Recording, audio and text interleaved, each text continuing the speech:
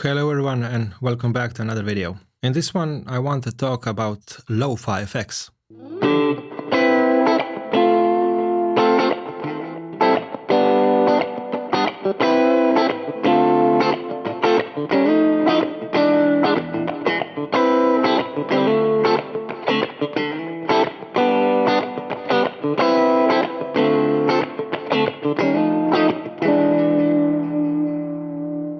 I don't want to spend too much time talking about what lo-fi effects are, but from the context of today, lo-fi effects are those that have low fidelity. And the stuff that had low fidelity were the different media that we used before to record and reproduce music after that. So the older vinyl records have a lo-fi feel to them, and so do the cassettes from back in the day when I was listening to cassettes. However, today lo-fi is also a complete genre of music, and I really like to listen to different lo-fi mixes on YouTube because that music is really relaxing, and one of the relaxing aspects of it is the lack of frequency, or better to say the lack of frequency that are represented in a specific instrument that we're used to hear a specific way. Okay, let's finally get to creating some lo-fi effects. I'm gonna run you through the signal chain real quick because there are only technically three blocks active here. Actually it's four if you count in the effects loop. I have the interstate Z as an amp block, which is the Dr. Z Route 66, and it's dialed in very clean.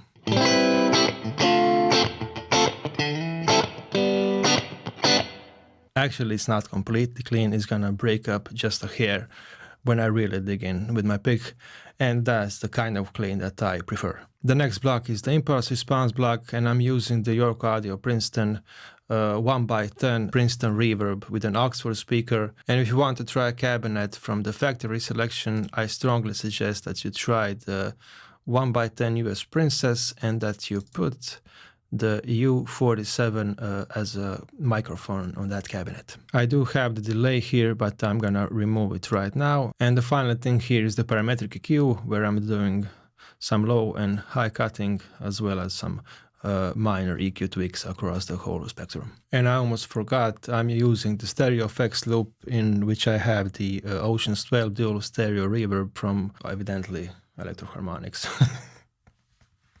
So one more time, that completely clean sound. My guitar volume knob is all the way up to 10, and I'm using the fourth pickup position.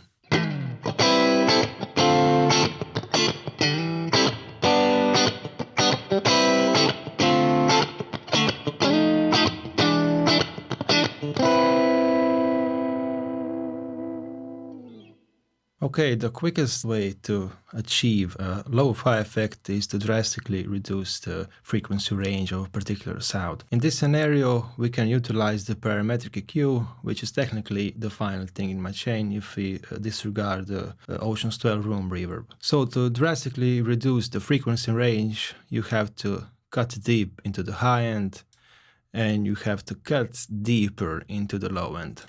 So this is the sound that you get when you cut 340 Hz at the low end and 2.7 at the high end. Oh yeah, since I reduced the frequency range so much, I'm gonna add some of the level back. Let's add 3.5 dB.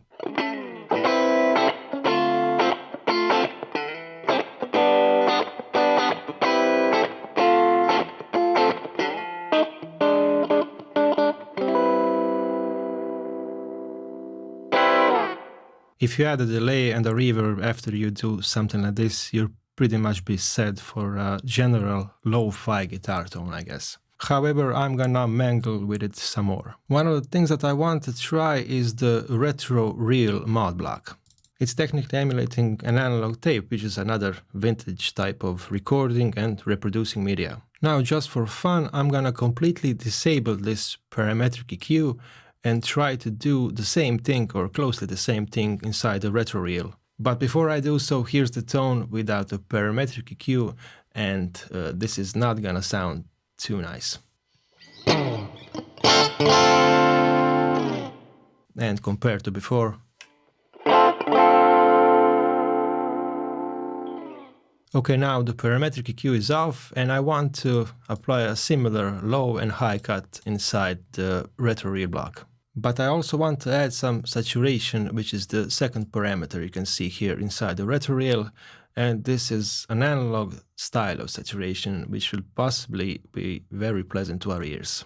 Also, I'm gonna drop down the tape speed from 15 inches per second down to 7.5 inches per second. And the final control that we're gonna tweak is the wow and flutter control. But first, I'm gonna bring it down to 0 and see what we have with this.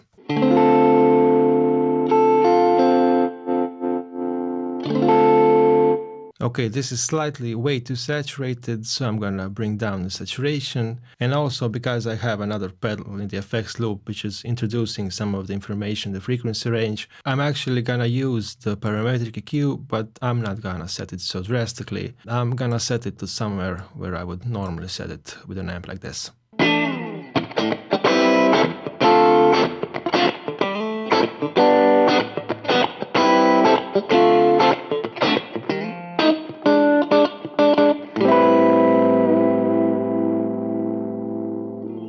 The next thing that I want to do is introduce some very drastic modulation, and that will happen once I increase the wow and flutter control. Let's bring it up to 8.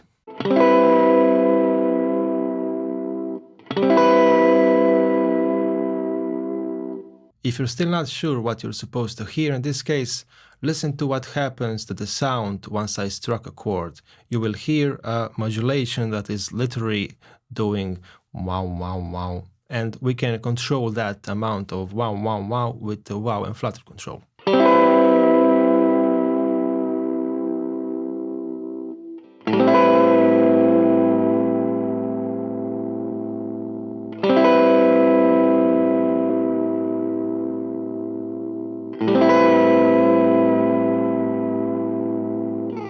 And finally, to bring this to a more exciting level, I guess, let's add a delay unit that also has some vintage type of saturation and vintage type of modulation, and that would be the transistor tape. You can see that inside this delay block, we also have the wow and flutter control, and that's because, again, it's tape. But before I do so, I'm gonna lower down the saturation inside the retro reel block. I'm even gonna increase the amount of high cutting I'm doing here. Okay, so let's check out this lo-fi vibe tone.